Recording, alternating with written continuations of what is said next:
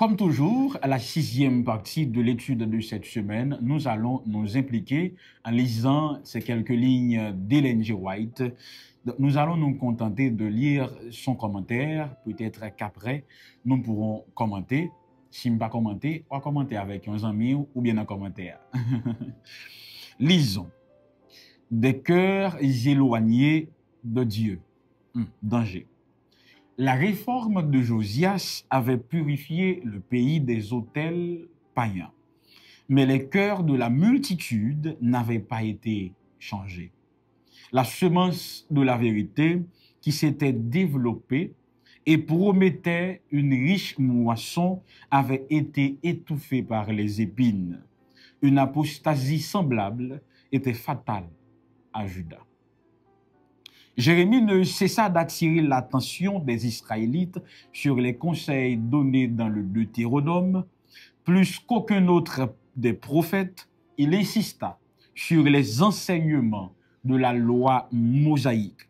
Et il montra comment ceci pouvait être une source de bénédiction spirituelle pour la nation et pour chacun de ses habitants.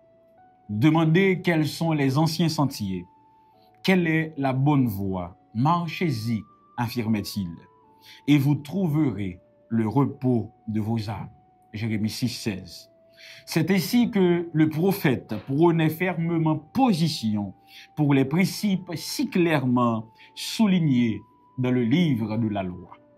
Mais les conditions qui régnaient dans le royaume de Juda étaient telles que seules des mesures énergiques pouvaient apporter une amélioration. C'est pourquoi Jérémie déploya le plus grand zèle à l'égard des pécheurs. « Défrichez-vous un camp nouveau », s'écriait-il, « et ne semez pas parmi les épines.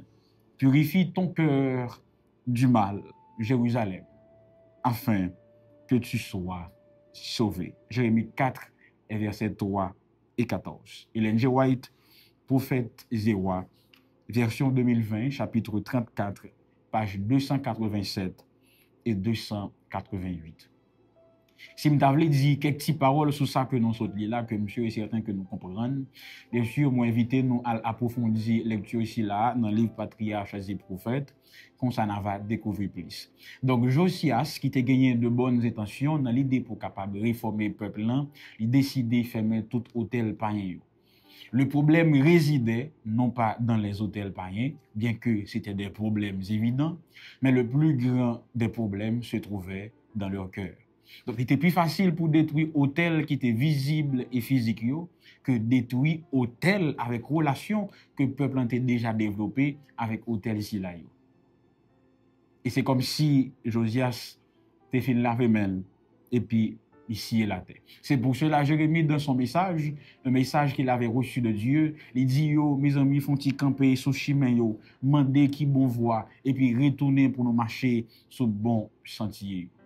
C'est-à-dire que cette semaine nous essayons d'établir le lien entre l'autel et le cœur. Ceci est devenu évident que le cœur est le plus important parce que tout hôtel que nous sommes capables de dresser dans la chambre, dans la cour, dans le salon, dans la cuisine, dans la caille, si le cœur n'est pas en harmonie avec Dieu, si le cœur nous détourne de Dieu, tout ça nous fait c'est corvé parce que le premier hôtel que bon Dieu veut nous redresser pour habiter, c'est notre cœur.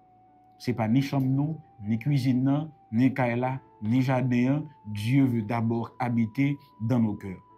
Pour que l'hôtel nous soit authentique, pour gagner du sens, nous devons mettre nos cœurs sur l'autel.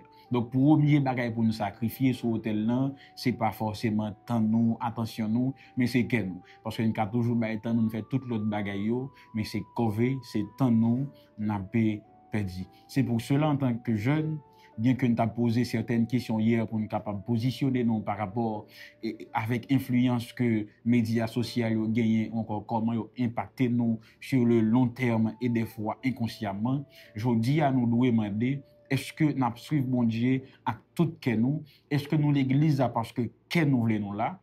Parce que nous choisissons à quel nous pour nous suivre bon Dieu, ou bien nous là juste par obligation, nous là pour regard société, ou bien nous là parce que nous qu'on là, nous habitons là pour nous rencontrer les amis. J'espère que parmi mes chers auditeurs, parmi mes chères auditrices, parmi mes jeunes, nous toutes, nous là, parce que nous aimons Dieu, nous voulons le suivre et le servir avec tout notre cœur, et que surtout, premier bagage n'a déposé sur l'autel que nous dressons pour bon Dieu, c'est terrain non. Suite à l'étude de Jérémie 17, les tâches pour aujourd'hui, quelles applications devez-vous faire dans votre relation personnelle avec Dieu?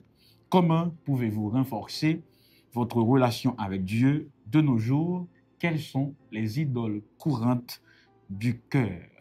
Arrêtons-nous là pour aujourd'hui.